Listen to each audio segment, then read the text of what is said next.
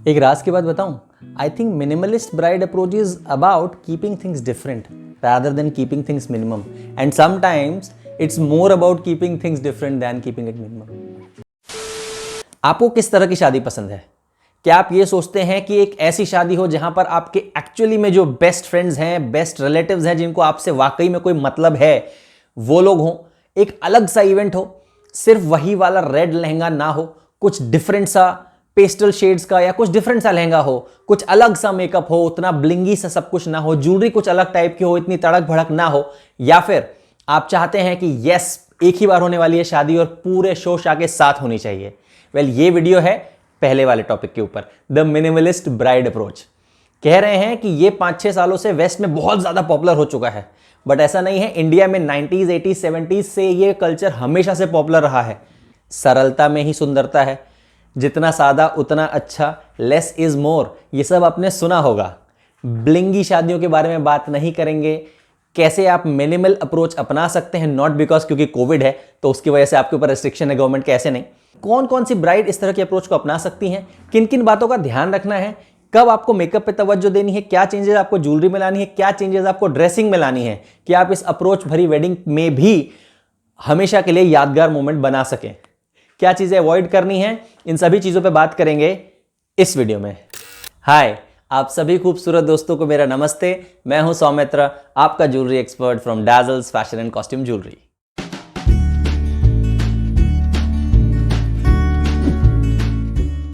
पहले बात करते हैं मिनिमलिस्ट ब्राइड या मिनिमलिस्ट वेडिंग अप्रोच होता क्या है, जहां पर आपको बहुत ज्यादा तामझाम, तड़क भड़क, जरूरत से ज्यादा लोग, शोर शराबा, ये सब चीजें नहीं चाहिए। अपनी तरह की वेडिंग चाहिए, सिर्फ वही रेड लहंगा नहीं चाहिए, कुछ डिफरेंट सा हट करके चाहिए जो बहुत सटल लगे। ऐसा मेकअप नहीं चाहिए जो बस लग रहा हो कि चम चम चम चम चम करके आपका चेहरा एकदम चमक रहा है, ऐसा नहीं चाहिए। कुछ डिफरेंट सा चाहिए, सादगी चाहिए, जबरदस्ती भरा हुआ नहीं चाहिए, क्रिसमस ट्री अप्रोच नहीं चाहिए। उसे कहते हैं मिनिमलिस्ट ब्राइड अप्रोच। पहले ब्राइड की बात करते हैं, फिर वेडिंग स्टाइल की बात करेंगे।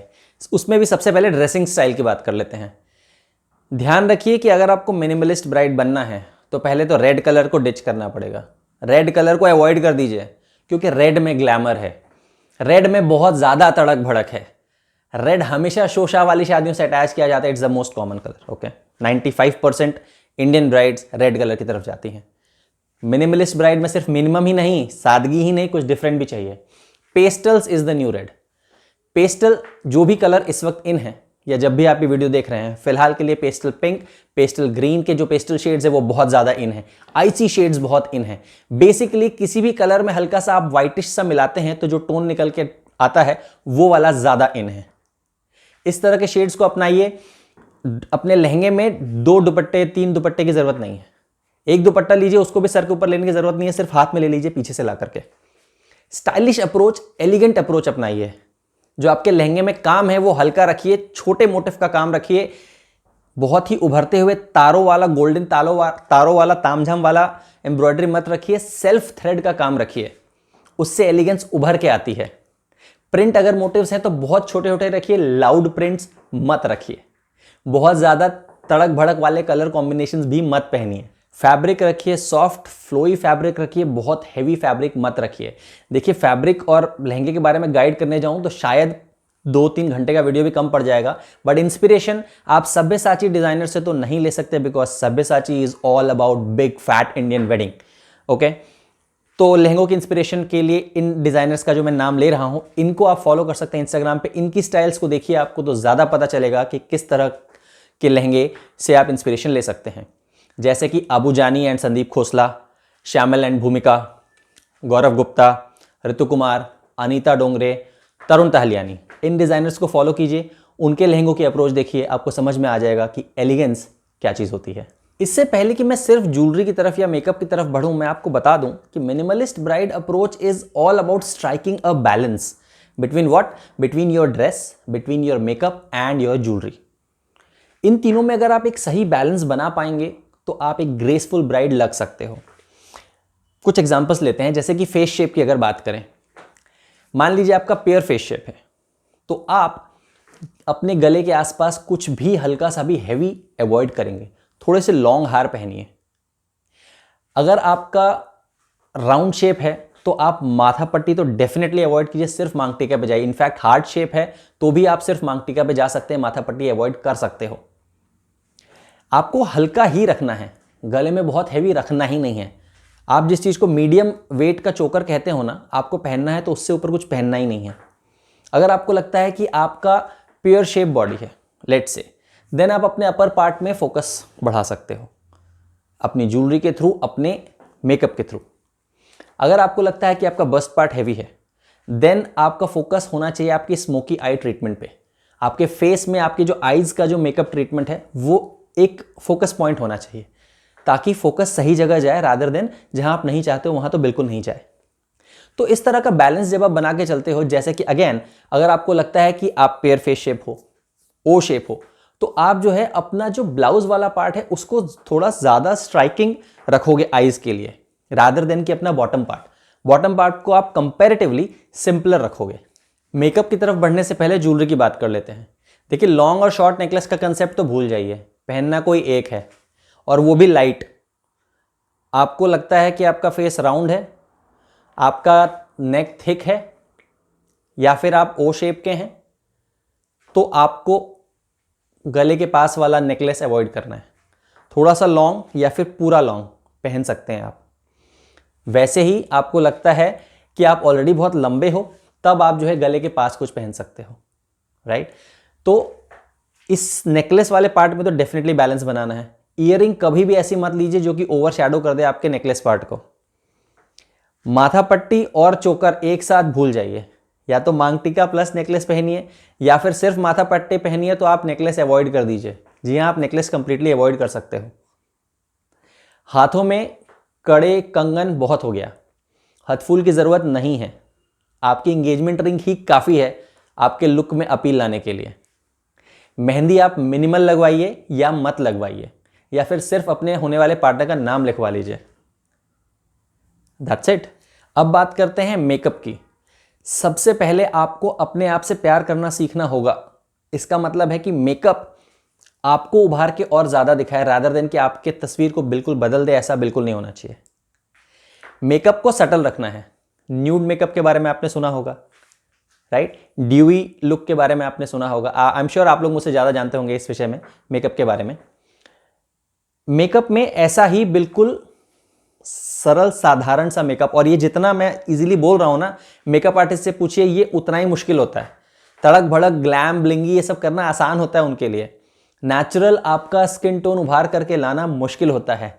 उनको आप पहले ही जा करके सिटिंग में उनके साथ बैठिए और उनको बताइए आप अपनी अप्रोच के बारे में कि you need that dewy look, you need that no makeup वाला लुक। ये ज़्यादा मुश्किल है, बट उनको जब ये पता चलेगा कि आपकी अप्रोच ये है, तो आपके लिए गेटअप ले पाना ज़्यादा आसान होगा।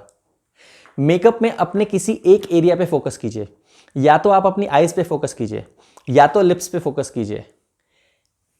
अपलिफ्ट करने वाली कोई चीज़ है तो उस पर फोकस कीजिए, बट सब कुछ एक साथ मत कीजिए।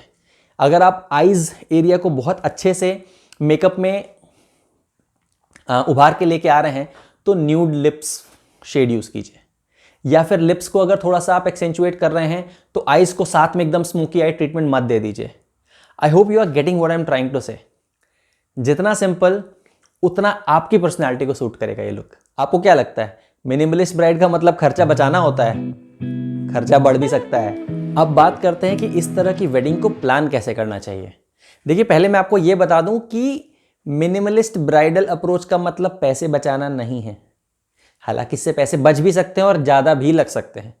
It's about keeping things simple, cozy, intimate.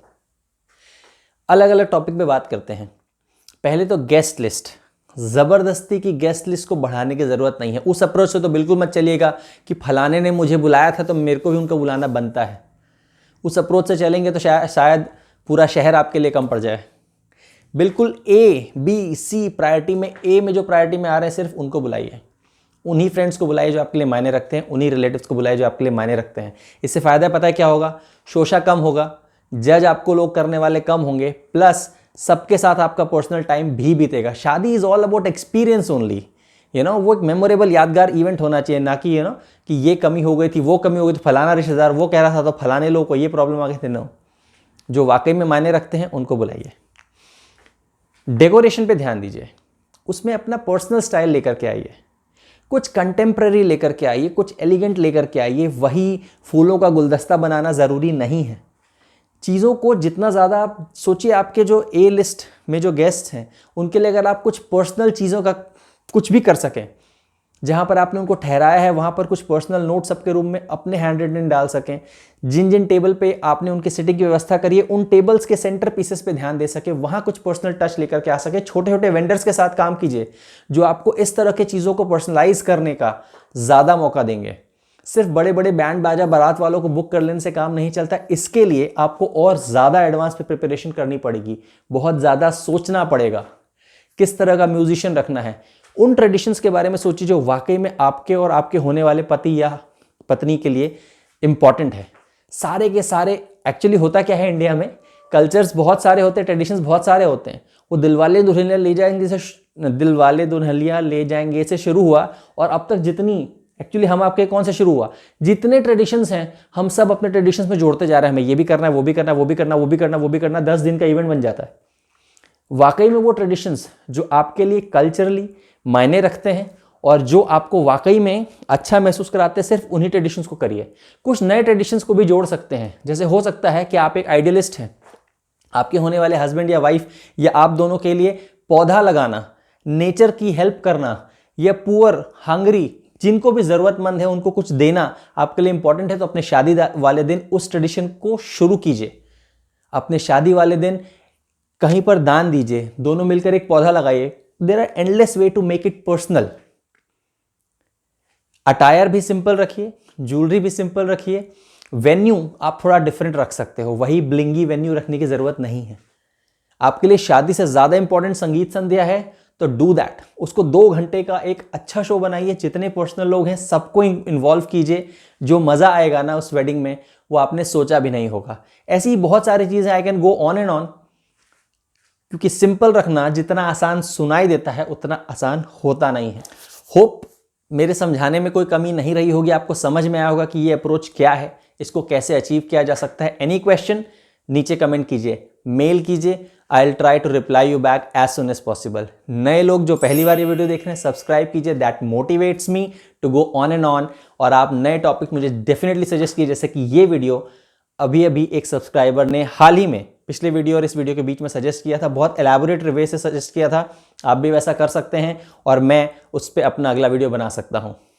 सो मिलते हैं अगले हफ्ते with a brand new topic only suggested by my subscribers. I am Saumitra signing off for now, your jewellery expert from Dazzle's Fashion and Costume Jewelry.